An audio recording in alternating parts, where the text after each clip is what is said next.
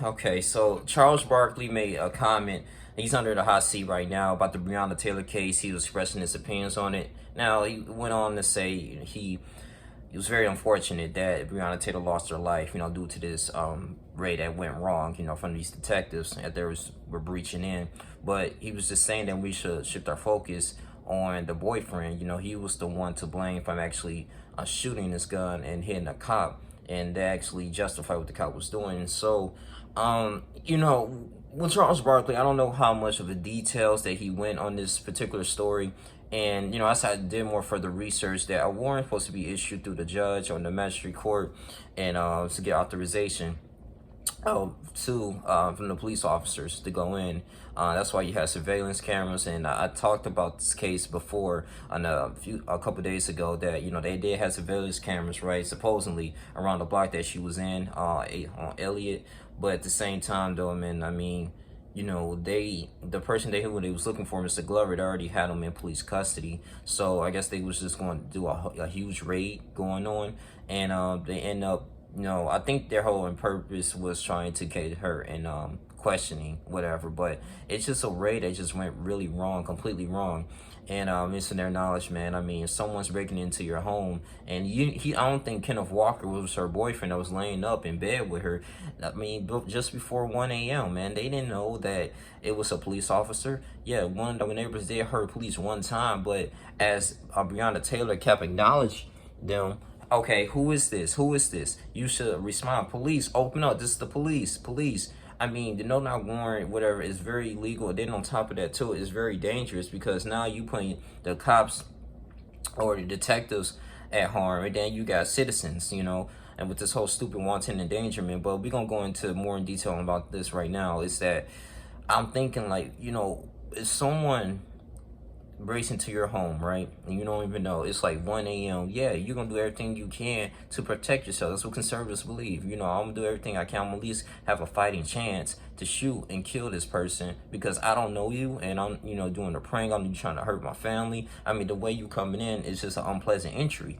So I'm gonna do everything I can, with knife, all that stuff. So I don't know if you were a detective or police unless you announce it. And then why are you doing there for? So we gotta look at this too. Was this an illegal warrant? And at the end of the day, this young lady did not deserve to die. Now, say hypothetically speaking, Kenneth Walker never shot that gun, but they would have killed her. I don't know. I mean, like I said, it could have been just her getting arrested, and I hate for her to be in that situation too.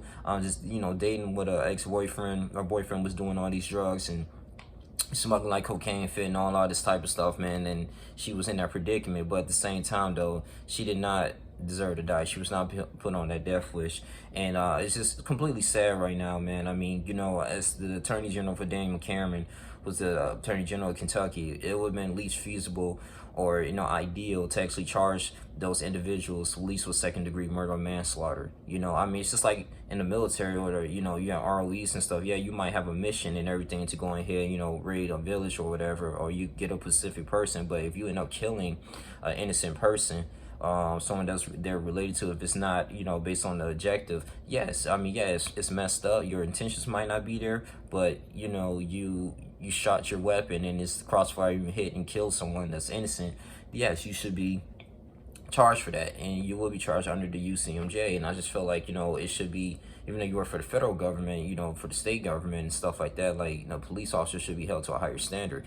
Yes, I do truly believe that, okay, it's a completely wrong circumstance. They probably was not expecting that, but at the same time, you have to be accountable for your actions. And that was the whole thing. This is the whole outrage where people are so angry with, especially in downtown Louisville. Then it piled on with the George Floyd, the Emmett Tills back then, Trayvon Martin, Michael Brown, Eric Gardner, Philando Castile. It's like you poking a bear at many individuals, man. So, as African Americans, we're the most forgiving, resilient people. I mean, we really don't have any hatred towards other races. Yeah, we need to stop killing each other and going out to our own destruction. That's a whole nother thing. But I mean, we just want to kind of be equal in a way when it comes to like having justice, man. I mean, you guys want us to put faith into the government, put faith into the voting system, but we keep voting for the Democrats or we vote for the Republicans, and then we're not getting anything in return, it seems like.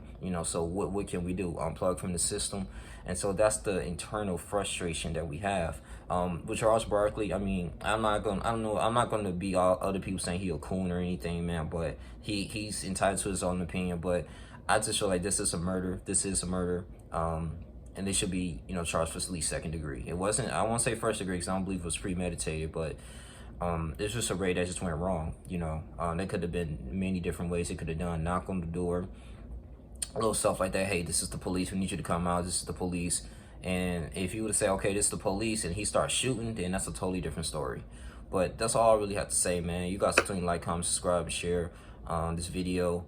Tell me what you guys think. Was Charles Barkley, was he, did he turn his back on his people, on us? Or, Daniel Cameron, who was the attorney general in Kentucky, did he turn his back on African Americans, man, with that, deliberate, disturbing call? And charge him just focusing more on the shots of innocent people that could have got killed from Brett Hinkinson when he ran out of the formation and started shooting at the parking lot ridiculously. It's like, what kind of training that these detectives are doing, man? But that's all I really have to say, man. It's buffoonery that's going on right now. I really want her to have justice, and also too, it would be nice, like if she was still alive, I want her to be accountable for what she was doing to enabling, Mr. Glover. But she did not deserve to die, But that's all we have to say. You guys like, comment, subscribe, share this video. I'm out. Deuces.